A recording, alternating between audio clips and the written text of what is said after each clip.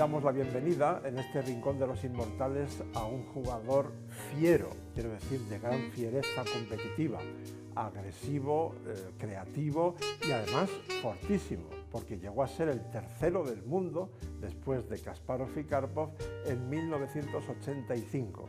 Me refiero al esloveno de origen ucranio Alexander Beliavsky, más conocido como Satán.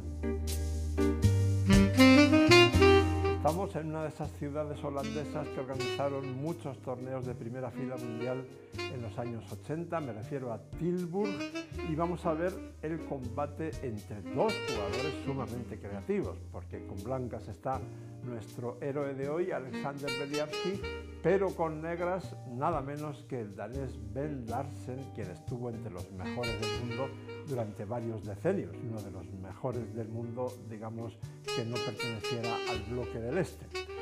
Bien, como ven, de momento Larsen no tiene mucho espacio para su creatividad, ¿no? Esta es una posición típica de la defensa Caro-Kann, donde las negras están más o menos sólidas, o bueno, podríamos decir bastante sólidas, pero espacio pues no tienen. Tienen muchas piezas para pocas casillas y ese es el problema de este tipo de estructuras.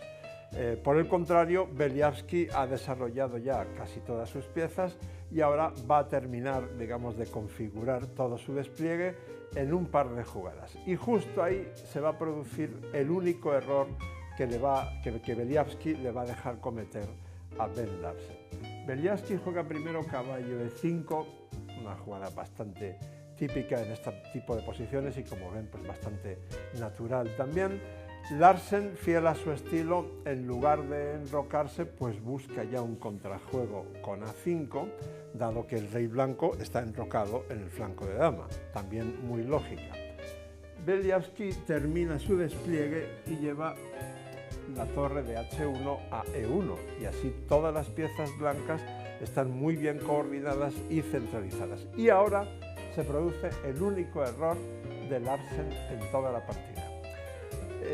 Si analizásemos a Larsen, pero dejando claro que estamos hablando de uno de los mejores jugadores del mundo en la segunda mitad del siglo XX, quizás su principal defecto era una tendencia excesiva al optimismo. A veces evaluaba sus posiciones como mejores de lo que realmente eran, y eso hacía que a veces, digamos, no oliese el peligro o no le diera la importancia requerida a las amenazas de sus rivales. En este caso concreto, lo que Larsen debió hacer fue enrocarse en corto. Era el momento exacto para enrocarse.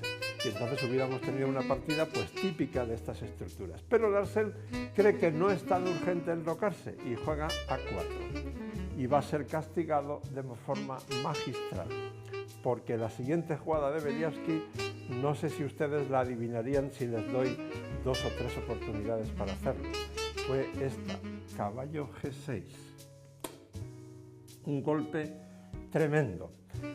Ese caballo, lo primero que tenemos que ver es que es incomestible, al menos por ahora.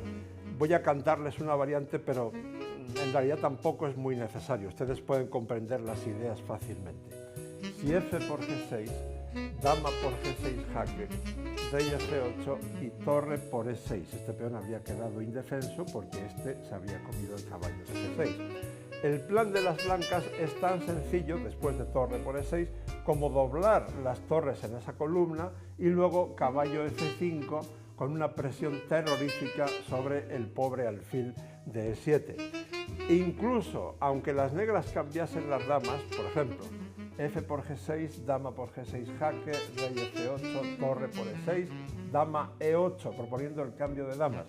Las blancas permitirían el cambio de damas, jugarían sencillamente torre de D a E1 y aunque las damas se cambien, luego este caballo de G3 salta a F5 y la posición negra colapsa.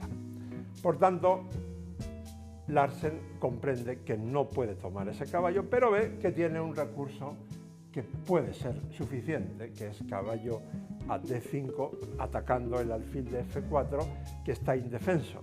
Pero ¿cuál sería su sorpresa cuando Beliavsky no mueve ni se preocupa por ese alfil, sino que salta con el otro caballo a F5?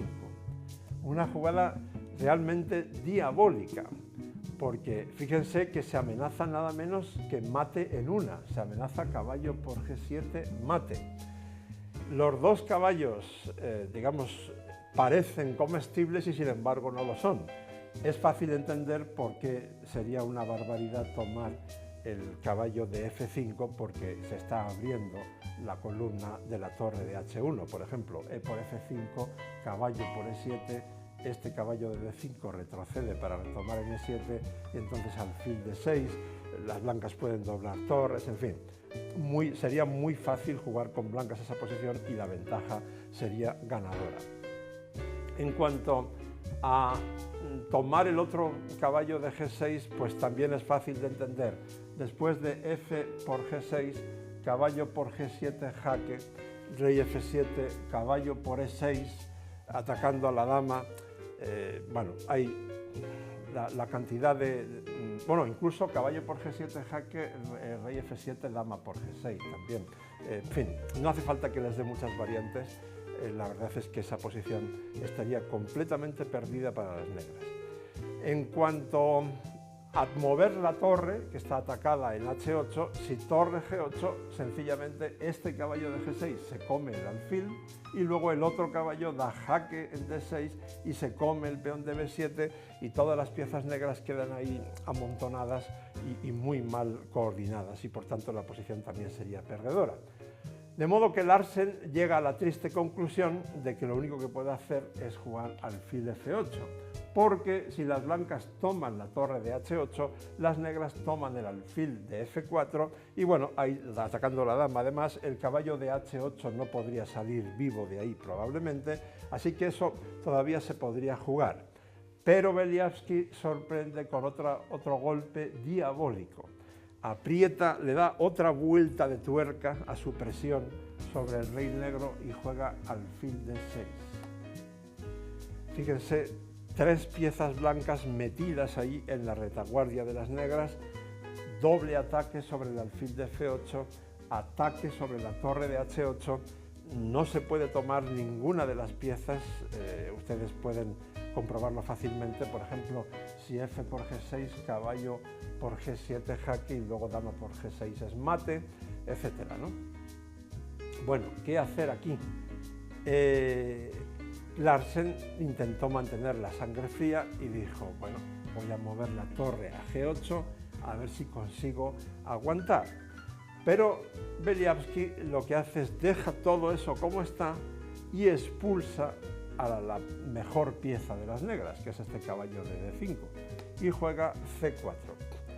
De tal modo que si el caballo retrocediese, por ejemplo, caballo B6, las blancas podían responder de una manera muy sencilla. Después de caballo B6, caballo por F8, caballo por F8 y luego D5, aprovechando la clavada de ese peón en E6.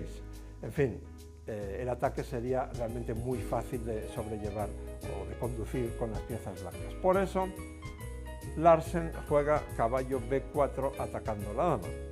La dama se va a H3, como ven, en una diagonal interesante para diversas combinaciones tácticas de entrada en E6 si este caballo se acabase capturando.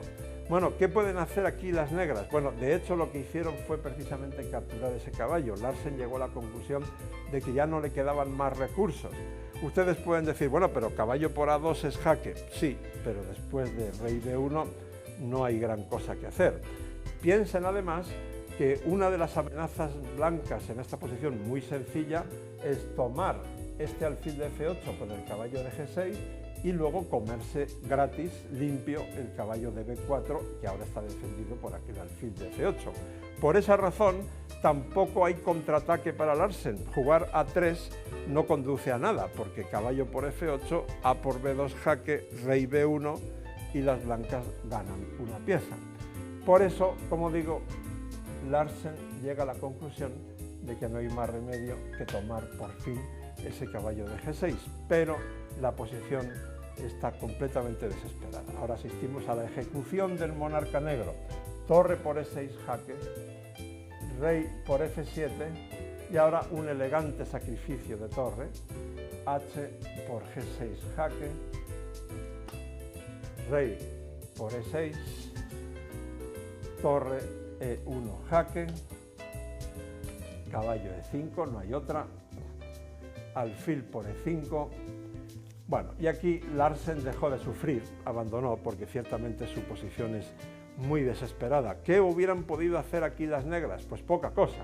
Por ejemplo, retirar el rey a D7 no vale para nada porque caballo por G7, jaque descubierto con la dama y luego dama E6 mate. El recurso, digamos, del pataleo más resistente podría haber sido caballo D3 jaque, ¿no? Intentando desviar a la dama de H3, pero sencillamente seguiría rey B1, porque la torre D1 es incomestible ante las tremendas amenazas de las blancas.